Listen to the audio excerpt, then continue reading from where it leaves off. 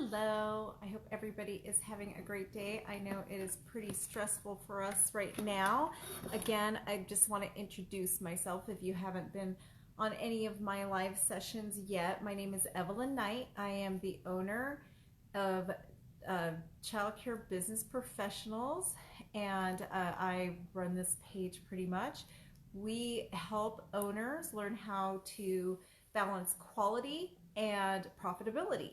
So that is what we're here for. But today I am going to discuss what everybody is really worried about, and I'm just gonna go over the research I've been doing a little bit, just briefly.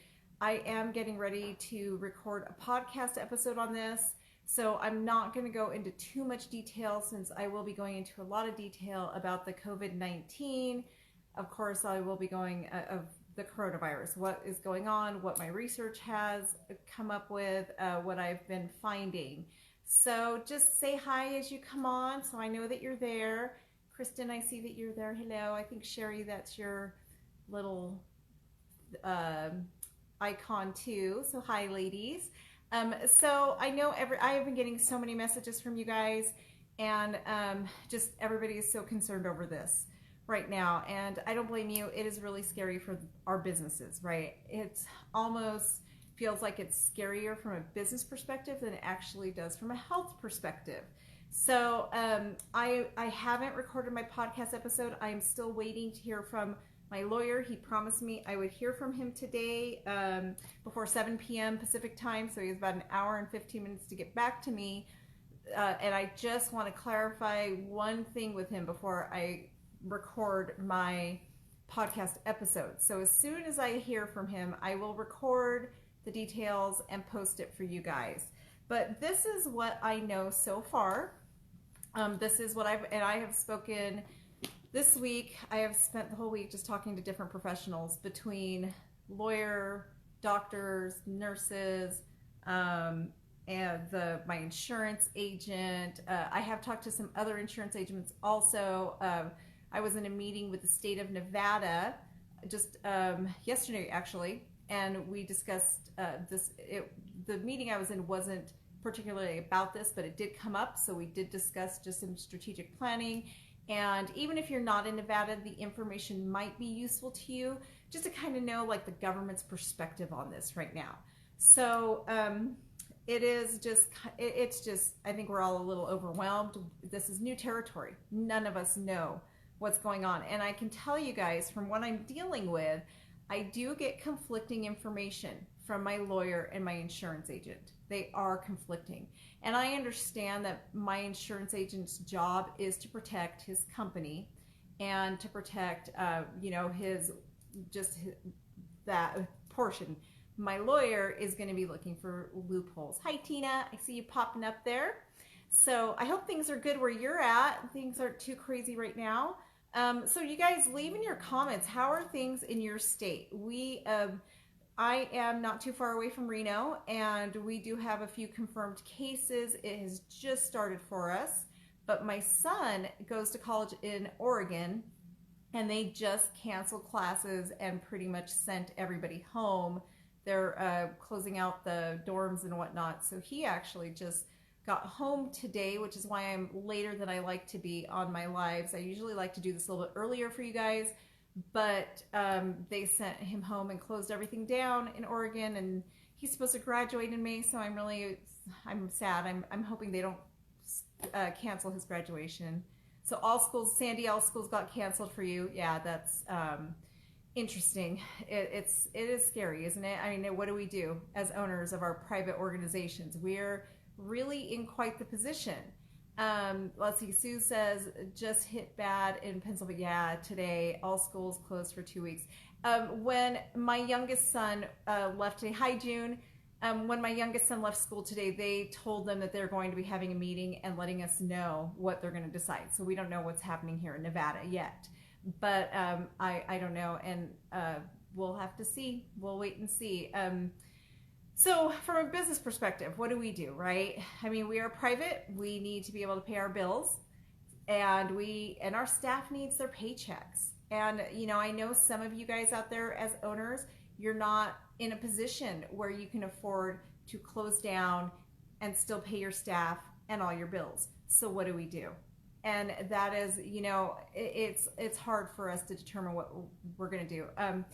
I thought about this a lot. I am not going to tell you guys between the podcast and here what my personal plan is. I did discuss it with my members. They know what my plan is. My members for the membership group I have, I'm working on my strategic plan. I am sharing my strategic plan with them. But I think for the general public, you guys really just take the information that you have and make just the best decision that's for you. And same thing I know a couple of my members are on here, same thing for you guys. What's best for me may not be good for you in your position, but just know what facts are out there. So a couple of the things that I'm hearing is there are a few things when it comes to insurance. If we close down, these are the things that you guys just keep in mind. From what my understanding, and I am going to qualify this with, I am not a lawyer, I am not an insurance agent, I am just passing on information from the research I've done and from the experts I've talked to. But do not take this as legal advice in any way, shape, or form, or any kind of insurance advice. It's just, I am passing on the information. So, and every state is different. So this is not meant to be any kind of insurance or official advice. I'm just going to give you guys the information that I've learned from doing my research and the people I've talked to. So first, at first, they were thinking, my insurance agent was thinking that I do have a communicable disease endorsement in my policy. So when I first started talking to him, they thought that I would be covered, but it turns out that it is very specific to which communicable diseases and the procedures. So that one turned out to be a no-go. I did also have my lawyer review it. That one is not going to fly for me. The one that did come up that my lawyer and my insurance agent are not in agreement at this time is the civil authority endorsement. There is a civil authority endorsement, which what that states is that if we are forced to close for any reason, so if the government comes in and tells all businesses to shut down, so if for some reason I'm forced to shut down my center, my lawyer is telling me that the insurance does have to pay it out. On the other hand, my insurance agent at first I have to say, he said, yes, that is accurate. But then he spoke to his legal, called me back and said, well, there may be contingencies. We're not 100% on that. I'll get back to you. Which kind of tells me that the insurance companies are probably planning on not sticking with it. And guys, my puppy's here to say hello. She's going to join us. So that does make me a little bit nervous, and that, they're probably going to try and find ways around paying claims is what I'm nervous about. I do have a call out to my workers' comp to see, if my staff were to get sick, is the workers' comp going to cover it? I have not heard back from them. Their initial reaction was yes. And then, of course, they ended up coming back and saying, we're not sure, let us get back to you. So that is just, it's kind of interesting. And I do have my lawyer looking over everything, because bottom line is, I'm kind of leaning towards what the lawyer says, but because I realize that these insurance, they're just going to want to fight. And I get it. They're trying to protect their businesses too. So I'm kind of relying on my lawyer for a lot of this. So what I would recommend is come up with an official strategic plan. A strategic plan is basically a plan that is in writing. And I would definitely put something in place in writing. And just, these are the procedures we will take if this happens, and go step by step. For example, I would say, if the schools close in your area, what are you going to do? Are you going to stay open? Are you going to close? How are you going to handle that? And then just kind of the levels. And that's what I've done. I've put it in writing. It helps for my parents to be reassured. They know what plan I have in place. It helps my staff to know what plan I have in place. I think it just really helps them to know that I have a plan and I am being proactive. You know, one of the big things I will always preach about is being proactive is so much better than being reactive. So Tracy, I see you on there. So Tracy, if you have any, you know, you're coming from a totally different perspective. So any ideas, I would love to hear any input. You can type it in there, but just, I think us being proactive, I know for me, a lot of my parents are really worried. They need to get to work. You know, they really need their jobs. So what I'm doing right now is I'm really just trying to do as much as I possibly can to make sure my staff is safe and the children are safe. So we are taking extra precautions for now. Like I've upped our sanitation, that I'm just requiring it to be done more often. And I'm actually was talking to my director today about maybe possibly bringing someone in over the weekend to just like completely sanitize. I've bought some additional products. Like if you guys, for those of you who don't know, Odoban, amazing product. It actually is a natural disinfectant that you can spray on carpet and stuffed animals, you know, just that fabric type of surfaces. So we're doing a lot of that. We already do things like steam cleaning the carpet monthly, stuff like that. But we were talking about maybe start doing it over the weekends, just those extra precautions. And of course, if you're following basic sanitation procedures that's what the sanitation procedures are there for, right? If we're following like I know here in Nevada, if my staff is following basic guidelines, this is what they were created for. This is why basic sanitation procedures were created in the first place, right? And if we're following it, we really are going to stop the spread. And we will, well, I don't know if we can stop it, but we will help to prevent it. So making sure your staff really understands and knows how to clean their hands. And I know something like hand washing is common sense, but it's not. So, you know, for me, my employees, they're trained, which is crazy. I actually do have official training in my new hire training on how to wash their hands, which is something I put out again just to remind my seasoned staff that we're going through it again. And then just those sanitation, you know, bleaching everything, letting the bleach sit, continually bleaching all the toys and supplies, just really reinforcing those standard procedures. Let's see, Tracy says, licensing told me that they didn't think they would close us down as we are a small facility, lower than 50. You can be contained easier, right? It is nice to have, yes, that they were, oh, that is nice. Tracy, where are you located?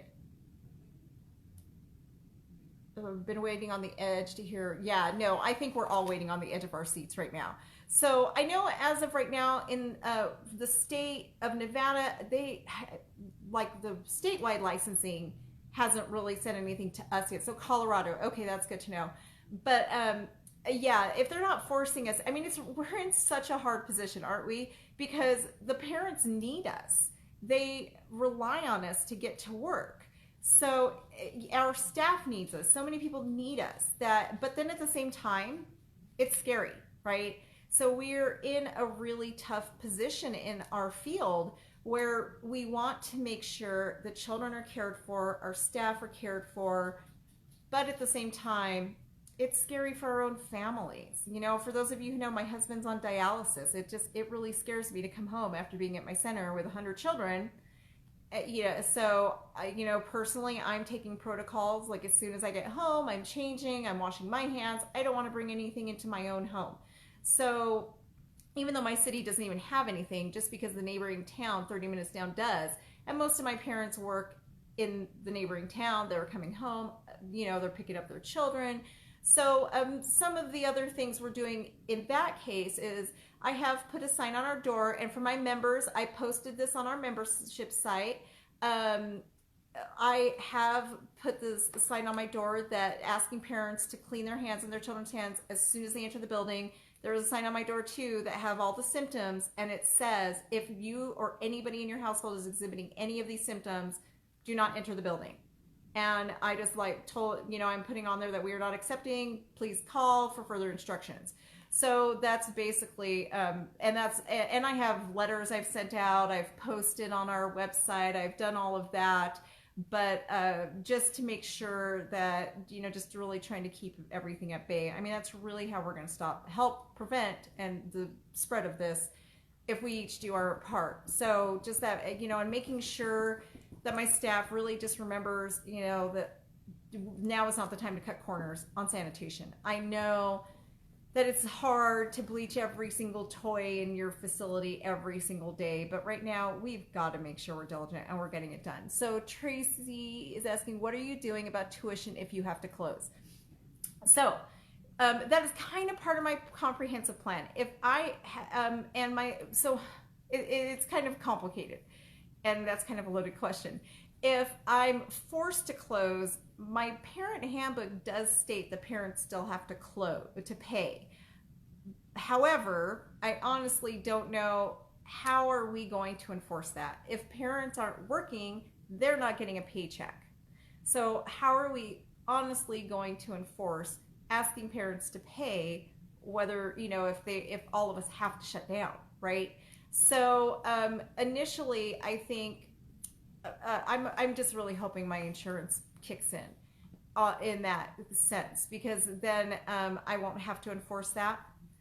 But I'll tell you, as long as I stay open, I will be enforcing it. I will absolutely. If I do not close, I will be enforcing my normal payment agreement, just because I have to be able to pay my staff, and my staff needs their paychecks. So as of right now, that is pretty much what my plan is. I'm just praying it does not get to the point where the state forces us to close down, but the tuition will be due if parents choose to keep their children home at this time. If they're forced not to, I think that one I'm really reserving my decision on that one to figure out exactly what my insurance decides. And I think with that one, I'm going to, let's see, are you going to pay employees?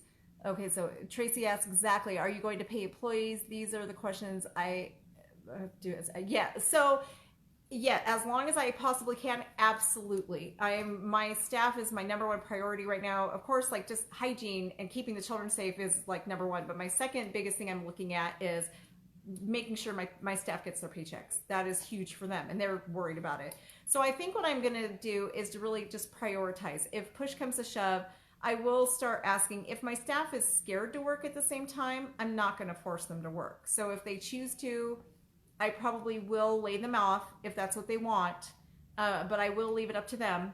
That way they can get unemployment. But the ones who want to keep working, I was talking to today, if I have to go on Zoom and we do virtual classrooms, we will go on Zoom and do virtual classrooms. So, where I can still pay them to work, even if they're at home in front of their computer doing virtual preschool from home, we will do that. So, that's, I just told them we will figure out a way to make sure that they keep getting their paychecks. I think that is just really, really important. So I'm just praying my insurance covers it so that they don't have to worry about it. I don't have to worry about it, and the income will still be coming in, so everybody still gets paid as normal, and everything can just, stay as is. But it's scary for us. I know for a lot of us with large centers, some of our bills are $50,000 to $100,000 a month, right? So for some of you guys, that's what we're looking at. And so 1 month of lost tuition could just kill an entire center. So that is where having a small center right now is kind of beneficial. It's really hard to sustain a $50,000 a month overhead if you're not getting any tuition. So I think that is something to think about. I know the SBA is putting together some emergency loans. I'm hoping Congress right now is fighting it. They don't want to they're really just like Congress right now is talking about taking business out of the equation and just doing it for individuals. So I'm really hoping there's just, of course, they're just fighting over everything all the time instead of getting stuff done.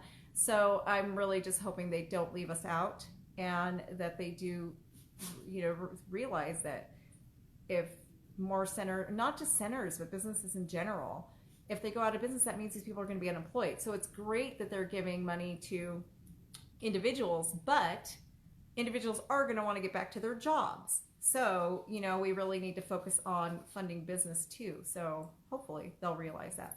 So, but I don't want to get on a political rant because I'll never stop. So do you guys have any questions? Any other questions?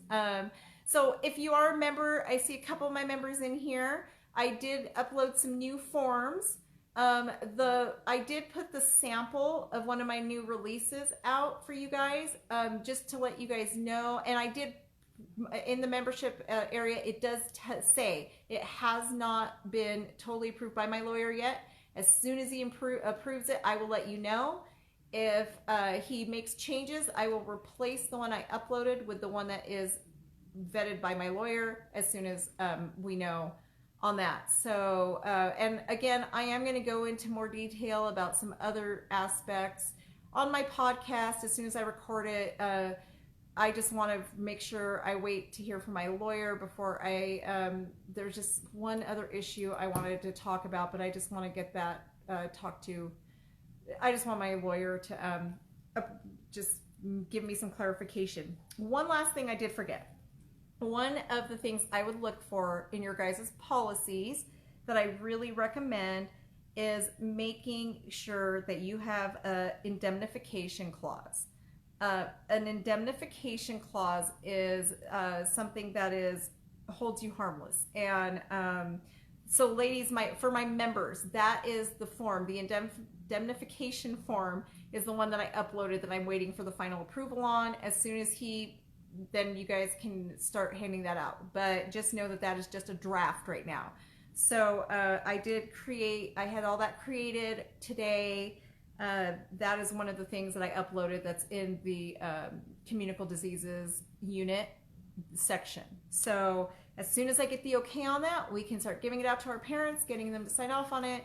But basically what that form is if you choose to stay open, and it just basically the parents acknowledge, the parents will acknowledge that they are choosing to bring their children, knowing full well, and it basically holds you harmless so that they cannot sue you if they choose to keep bringing their children and their children or get sick, right? So it just protects us, because what happens now if we choose to stay open as the schools are closing is it does open us up to lawsuits. So it does open us up to liability. Like if their children get sick, or let's say stuff does spread around our centers, then it does kind of cause some issues for us in that if we're negligent, right? And that's the thing. If we do everything in our power to make sure we are doing everything to keep the kids safe, so if we're following protocol 100%, then there is no liability. Unfortunately, we are human, and the people who work for us are human, and people make mistakes. So just as an added precaution to make sure that we don't open ourselves up for lawsuits, you wanted to have that indemnification clause, which is a harmless, it's just holding, I think it's called a harmless clause also. So just watch for those things. And that's just the other thing I wanted to touch on with you guys. And again, for my members, that will be on the membership site page. That will be there for you guys. So you can take a quick look at the draft right now if you're curious about it. And then the complete one will be, I'll have that for sure by Monday. We'll know if it's approved by my lawyer. So any questions? And I also uploaded a few other things. Yes, Tracy asks if a parent doesn't want to sign. Yeah, absolutely. They have to sign it or I'll terminate. And I am like, basically, I have my assistant director and my director and one of my managers. What we're doing is literally from open to close, they are standing there. We've got the clipboard with every one of, I have 190 students right now, but they have to initial it and like as they come in and out. So yeah, they have to. And you know, and for me, I do have the luxury. I have a 200 child wait list, so my parents will sign it. And we have such a great relationship with our parents. They trust us, and So I know I won't have a hard time just because we do have that really close, good relationship and open communication. And my families also know that my staff is doing everything in their power to make sure their kids are safe. And you guys, that is something that I just really highly recommend. Um, Most of you are probably doing the same. Sorry, guys, my puppy just pulled my microphone off and she's making things fall around me. My son took up my normal office I use this for this stuff. So now that he's home from college unexpectedly. So let's see, initial, daily, or once. Krisha, what are you asking about? Is it like the sanitation or for the initial, daily, or once? I'm sorry.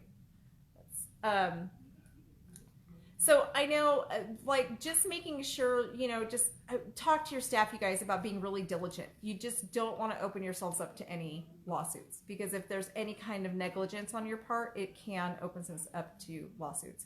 So not only am I following like the minimum standards, like what our state protocol is, but we've just added to it, just making sure that the sanitation is happening basically 2 to 3 times more than what is required of us right now. And again, I just, and you know what, for my staff training, I know it's hard for us to, oh, let me see. You said they have a clipboard and the initial. No, I'm just doing it once. So so, okay, for the hold harmless form, yes. So what I did was I just created a form that basically states, that it's just a form that says to hold harmless, and one of the things I added on there was just all the symptoms. Like, I acknowledge as a parent that it is my responsibility to make sure my child doesn't come if anybody in the household has this and this. And then I just put the indemnification clause in there, and I added some other things too, like just I acknowledge that if I choose to pull my child out, even if they're not sick, I still have to pay, just little things like that. And I'm just having them sign it as a one-time waiver. I'm not making them do, I think, and just keep in mind, there are no confirmed cases in my actual city, but we are just a suburb of Reno. So Reno has it, we don't. If there is a confirmed case in my city, then I probably will, I actually definitely will revert, and I've already created a form where I'm gonna make parents sign off every day. I will do that, absolutely. Let's see, Anna Marie, you're saying your lawyer said that will what? That, are you asking if that will work? So my lawyer, and I did say this earlier, my lawyer, I'm waiting on my call for the final okay from him. He is the one who suggested that I have one of the hold harmless clauses. He did suggest that I send it out. So the one that I've written, let's see, your lawyer said that will work. So the one that I've written right now, I'm waiting for final approval from him. So that's when I'm just waiting for him to finally approve it, but it was his suggestion for me to create one. So that's what I'm working on creating right now. And then let's see, Tracy says, how do you become a member? I can post it on my page after I'm done here. I can post the membership link, but it's basically part of being a member is just, it's things like this. Normally I'm going to focus on more things like building your policies and procedures, manual, training your staff, new hire training. But because we're all dealing with this, I kind of shifted. Yesterday was our first membership meeting, and we just shifted. We discussed this. I gave my members all of the stuff I've been working on, the information I've gotten from my lawyers, my insurance agent, the doctor I spoke to, nurse. And so I'm just sharing as I'm having different people help me develop this stuff. I'm just sharing it with my members. Everything that we're developing for my center, I'm putting it out there for my members to use, so that, there's no sense in all of us creating the same things over and over again. So some of the other things is like I created a sign for my door that basically tells them do not enter. And the reason I'm doing this is the due diligence. All of this is really to protect the children, of course, and my staff, but it's also to protect the business from lawsuits, right? If something were to happen and a class action lawsuit just comes up, we want to make sure that we can prove in court that we did everything in our power to prevent any spread of illness, that we really were diligent, right? Especially if we're choosing to stay open. And so these are all just the different things that I'm putting in place to make sure that I'm protecting my business from a lawsuit. And just, just awareness. Awareness is huge, you guys. So making sure your staff is aware, your parents are aware, and just being diligent is so important. Right now, it's really, really important that we protect our centers, not just the kids and the staff. We've got to protect our centers too. As business owners, I know that, my family depends on my center. That is my retirement plan. I need my center. And I know some of you out there, so many of you guys put your house is writing on your centers. I was actually just talking, the meeting I was at yesterday with the state of Nevada, I was telling them that there is as a new startup, there's no such thing as SBA loans for new startup centers. So most of us, when you first get into this business, we take seconds out on our house, right? And I know as a brand new owner 15 years ago, that's how I did it. And that's how many of you guys are still doing it now. So it is important for us to protect our centers at all costs, right? So that's pretty much my goal, just trying to help out. As if we work together as a group, we can really just help each other out and figure out the best ways to protect our centers while providing the best quality care for children, right? And keep having our staff have good workplaces. So that is just my big goal right now. And this first time in our lifetime emergency is just really, I don't know, it's just providing a good opportunity for us to come together and work as a team. So I'll let you guys know too, as new information, when I release the podcast episode, it is going to go into a bit more detail. And I'm waiting to just record it till I finish talking to my lawyer. Let's see, Krisha, I might have missed since I came in late, but is there something similar to the hold harmless for your staff so that if they get sick, they can't sue you for keeping them at work? Yes, there is. Yep. So it's both. So it's for the staff and for, it's a little bit harder to enforce. I'll tell you from what my lawyer was telling me, it is a little bit harder to enforce with the staff.